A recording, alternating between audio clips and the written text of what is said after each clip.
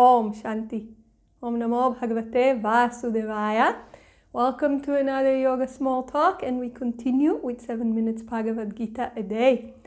We are concluding in this talk the topic of the science of the avatar.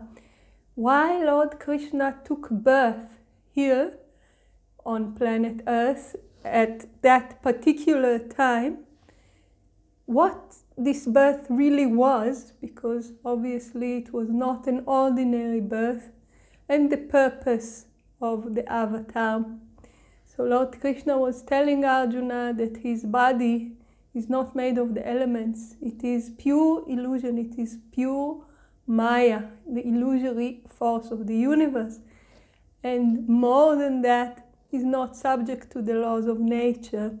Yet he comes here and takes a form that people can relate to and operates in a way that people can relate to, and we explained all that in order to establish righteousness, to reinstall lost teachings. This is the purpose of the avatar.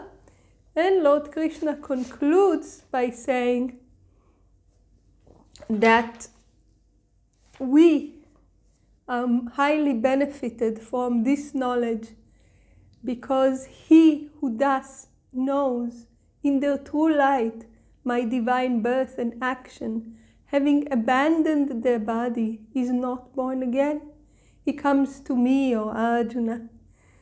So Lord Krishna is saying, I reveal to you a very, very precious information, because if you realize this information and see beyond the physical body of your friend, of your relative, of your teacher, you will be freed forever. You will be realized.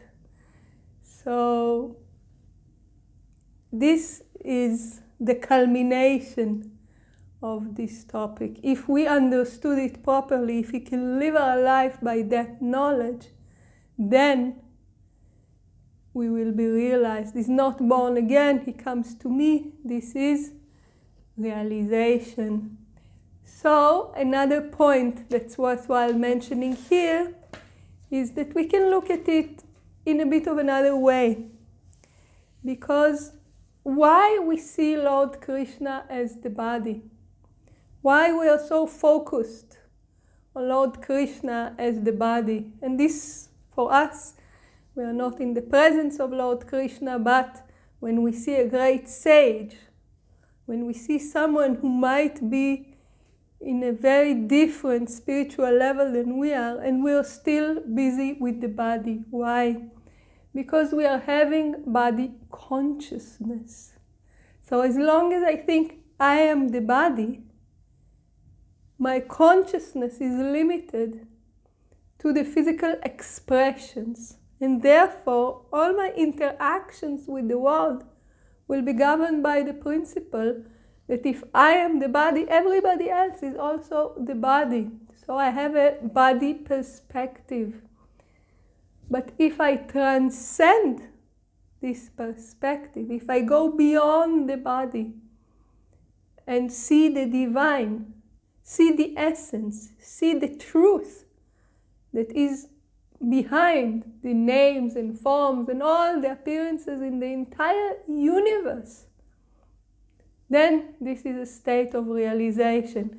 So this is another way to look at it. We can look at it the simple way. Those who recognize Lord Krishna to be God incarnate here on earth and approach him as such and receive the teachings as such, come to him and realize direct view. But as we said, we can also look at it from the perspective of to see Lord Krishna beyond the physical expression. We need to see the truth. We need to see the essence. And this truth and essence will not apply just externally. It has to apply first internally. First, it has to dawn on us to this or that degree that there is much more to us than the physical body. Then we can start seeing also the world beyond the expressions, the physical expressions, the names and the forms. In this way, we will realize. And Lord Krishna continues in verse 10 to say, free from attachment, fear and anger, absorbed in me, taking refuge in me, purified by the fire of knowledge, many have attained to my being.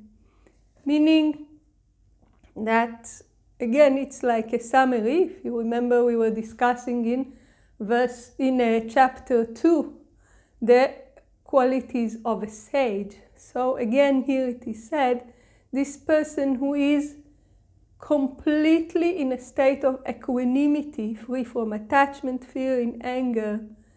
The mind is calm all the time, absorbed in me, absorbed in the real truth, taking refuge in me. This is self-surrender. Purified by the fire of knowledge. This is the knowledge that burns all the karmas, and we will discuss it again and again and again.